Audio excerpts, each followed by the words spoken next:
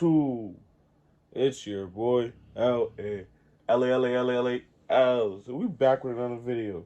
Today we got Atlanta inmate digs through jail wall to avenge 15-year-old's death. Oh my god. Oh my god.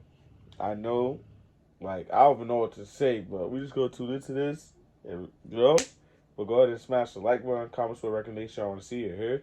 Comment and feel about the reaction. Most importantly, better subscribe and ring that bell. Shout out my post notification gang. If you're part of the post notification gang, you're not a gang, you feel me? But let's tune into this. Man, what's up, everybody? Welcome back to another episode of EOS. It's 1090 Jake, and I'm rocking with y'all, and y'all rocking with me. And for this video, we're going to be speaking on an Atlanta inmate that dug a hole through the wall to get at a rival gang member in the cell block next door. March 15th, Fulton County Sheriffs would target Atlanta's largest jail facility in a joint operation with the Georgia Department of Corrections. More than 200 officers raided the jail, including members of the SWAT team, Sheriff Strike Team, Gang Unit, Department of Corrections Tactical Team, and canines. Armed with pepper ball rifles, grenade launchers, tasers, and pepper spray, officers pushed through the facility, recovering over 200 homemade knives along with drugs and cell phones. The facility would be described as dilapidated as inmates used plumbing and cinder blocks from the crumbling walls to create gladiator-like weapons. Deemed impossible to maintain or repair, the inmates within Fulton County's jail have no choice but to live in its dying conditions, and one inmate chose to take full advantage. May 17th, just 2 months after the jail sweep, 24-year-old Kavian Thomas did the unthinkable. The 6'2" inmate was able to dig a hole through the shower wall large enough for him to pass through. But this wasn't a jail escape. On the other side of the wall was another cell block where a rival gang member resided. He'd apparently been bragging about the crime he's alleged to have committed. Word traveled through the jail walls before Kavian literally traveled through a jail wall armed with a prison shank. He'd rush into the rival gang member's cell, repeatedly stabbing him, and the attack is alleged to have been recorded by another inmate with a cell phone. The victim, 17-year-old DeRodney Russell, was stabbed multiple times in his upper body before being taken to the medical unit, where his wounds were determined to be superficial. The stabbing would result in another shakedown, targeting the two cell blocks as officers recovered several homemade weapons. Oh my fucking god. With word of the stabbing quickly making its way to the streets, those on social media alleged why it happened, with some even celebrating the news. That's a dildo going in your body. Who's more commonly known as Lil Rodney, was one of 6 teens arrested in connection to a fatal shooting. November 26, 2022. It was 8 p.m. when Atlanta police responded to 17th Street in reference to multiple people shot. Upon arrival, officers located 12-year-old Zion Charles dead at the scene with a gunshot wound to the head. What? 15-year-old Cameron Jackson was also found with a gunshot to the head, and while unresponsive, he was still alive.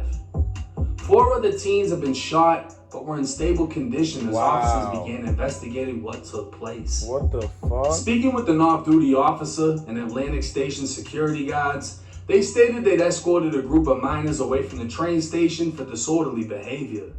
Something then caused the situation to escalate, resulting in gunfire on 17th Street a block away. Cameron Jackson would be treated at Grady Hospital, where it was determined the 15-year-old was brain dead after a bullet entered the back of his head without exiting.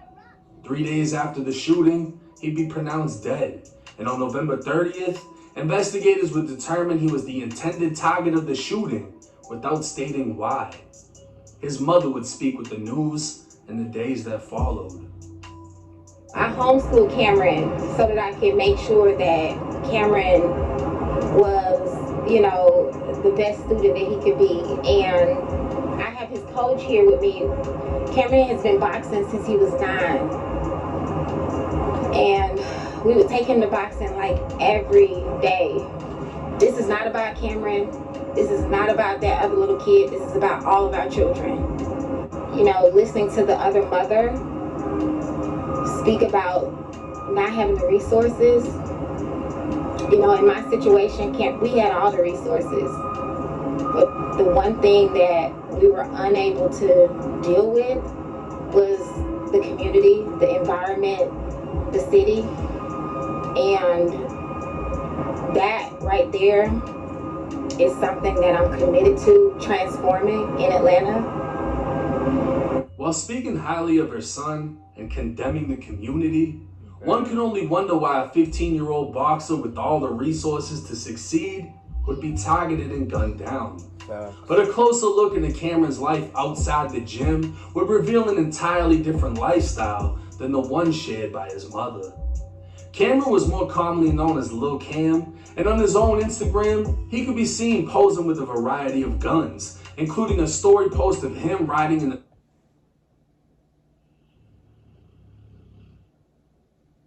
That's fucking crazy. I'm not gonna lie.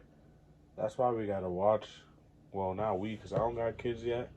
But actually we, because it does take a village, you feel me? That's why we gotta watch the kids that are growing up nowadays, you feel me? You see this shit, tell their parents, my nigga. Tell their parents, because their parent probably don't know what's going on. Their parent don't, like, you feel me? Sometimes the parents gonna know, but not all the times the parents know. You feel me? Like, this is fucking crazy. But this could have been a reason why she homeschooled him. Another reason she could have just didn't want to say it. Unless she, really didn't know. But that's fucking crazy. He did not. He looked very innocent in his pictures. I'm not going to lie. But then again, unless that's his family or some shit, why would he break in to that other cellie's room to kill him? You feel me? So, unless that's his family, it gotta be something else. Passenger seat armed with a Glock with an extended magazine. Now, while Georgia has some of the most relaxed gun laws in the country, Lil Cam had turned 15 just weeks before his death, and no law allows a 14-year-old to carry handguns. But aside from the weapons, it's alleged his blood relation to his older brother is the reason for his murder. Lil Cam was the younger brother of none other than Jeree Jackson Jr., who's more commonly known as 25-year-old Atlanta rapper Ola Run. The rapper, who spent 5 years in prison and was released in 2018, began quickly gaining attention in the city, and in 2020 was even sent a 1017 chain, leading many to believe he was signing to Gucci, who he hadn't even met. The $1 million deal never went through, and later that year, Ola Runt would be one of 12 arrested by the FBI in Operation Phoenix. He'd be indicted by the feds after being found in possession of an FN-57 pistol loaded with 21 rounds, and after a guilty plea, he'd be sentenced to 57 months in federal prison. It's unlikely. I'm not gonna cap, I thought he was about to say 57 years. I was about to say, no way they gave that boy baseball numbers over a gun.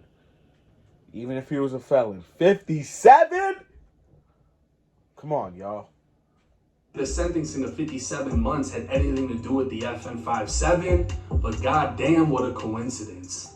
It's believed Lil Cam was targeted because of who his brother is and his brother's alleged gang affiliation. A total of 6 teens would be arrested for the murder of Lil Cam and the death of 12-year-old Zion, even though Zion was part of the group that killed Cam. What? Zion was the murder of Lil. That nigga was shooting like a fucking idiot. I'm not gonna lie. I did see that video months ago. I just didn't know it was about this particular video. But I did see this video months ago. That nigga was shooting like a fucking penis head. But let's see what he's about to say. Cam and the death of 12-year-old Zion, even though Zion was part of the group that killed Cam. Zion was known as Lil Hot, and while his friends fired at Cam's group, one of Lil Hot's friends accidentally fired a bullet into the back of his head, which exited his face and killed him instantly. It was a reckless hit, gone all the way wrong, and done by kids, as the suspects had aged between 14 and 17. Lil Rodney can be seen in a photo with Lil Hot, and it's alleged Lil Rodney was bragging about killing Cam while in jail. What Rodney didn't know was an alleged affiliate of Ola Runt was right next door in the cell block. Kavian Thomas, who's more commonly known as Draco, is said to have stabbed Lil Rodney as get back for Cam. And not only that, it's alleged that while Rodney was getting stabbed, he'd cry out that he didn't do it and name the actual killer. All of this is a... Nah, he tweaked out. So he took clout for something that he didn't do, named someone else, threw someone else under the bus, and then still died.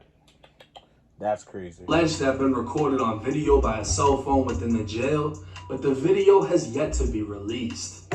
It's unclear if Draco meant to punish Rodney or torture him until he found out who actually killed Cam. But his determination in digging through a fucking jail wall to get to a rival gang member will go down in Atlanta jail history. Now this story was deep. I seen it hit the blogs. Inmate digs a hole through a wall to stab somebody. I tapped in with somebody from Atlanta to get the scoop on what happened behind the scenes. 14 to 17 years old. That was the age of those arrested. If Zion didn't die, it would have been 12 to 17.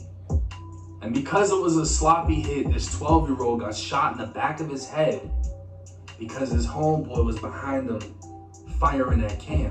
This is the reality of gangbanging. There's no age limit. Once you do something that's irreversible, like murder somebody, nobody cares how old you are, bro. You can hit a state prison at 18 years old and get took out by a 40-year-old because you killed his nephew on the street. Age doesn't matter. No one's gonna look at you, your size. No one's gonna spare none of that. You can get hit by the biggest dude on the yacht, or you can get hit by the smallest. It doesn't matter. But this is the reality of the lifestyle and what it brings with it. You can't just blame the community. You gotta have accountability at the same side. We gotta hold each other accountable. If I see my 15-year-old little brother wilding out, I'm partly responsible for what he's doing because I can step in and intervene. I'm not gonna, oh, he's 15, he's a grown man. You smack that nigga in the head, little nigga, come here. Who the fuck you think you are? You ain't grown, little nigga. Like, you feel me? You gotta stop them while they're young, before they get older and it's too late. Show them you mean business. And hell no, you gotta step in. That 12-year-old little boy that was running around with 17-year-olds, that shouldn't have happened. That is crazy. A 12... Even like, you at 17, why are you hanging with... I'm not... At me at 17, I wasn't hanging with no 14-year-old. Only way I'm hanging with a 15-year-old is if we play sports together, if we're on the football team together, if we're on the ball team together, you feel me? I didn't really have even 2 years apart, you feel me? Like, the reason why a lot of my friends are 2 years older than me is because my brother's 2 years older than me, and I hung out with them, you feel me? But other than that, I don't know. I just never felt, personally, hanging out with a young person. Doing a hit with a 17-year-old, and he dies in the process. Let me know y'all's thoughts and comments in the comment section.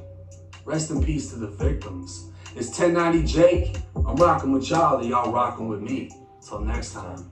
I'm gonna lie, the streets is really a sad place, and there's nothing, and I mean nothing, but jail and death in the streets.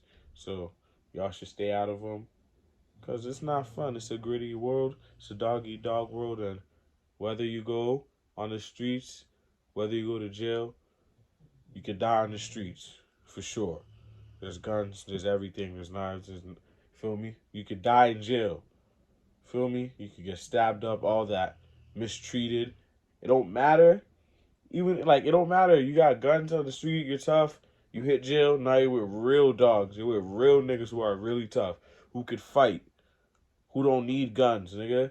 Who got big-ass shanks already. As soon as you touch down, you have nothing. You feel me? Just stay out the street. Go fuck you, little hoe. Get a good little girlfriend. Lay up, chill, relax, get some money, go to work, go learn a trade, you feel me? Do something. But gangbang, you feel me? But it's your boy. Oh, man. Go ahead and smash the like button, comment some recognition. I want to see you here. Comment how you feel about the reaction. Most importantly, you better subscribe and ring that bell. Shout out my post notification game. If you're not part of the post notification game, you're not gang, you feel me? But it's your boy, LAElsTv. We up. Pulling out, you ain't talking money, then there's nothing to jeweling out. You ain't talking money, then there's nothing else to talk about. Like a wide receiver, you can't cover me, take a different route. Yeah, my money longer, yeah, like I'm Lil Uzi. Met that bitch last night, she see my chain, she turned right to a groupie. Took her back to the crib, I ain't a director, but we made a movie. Too much money can't fit in my purple jeans.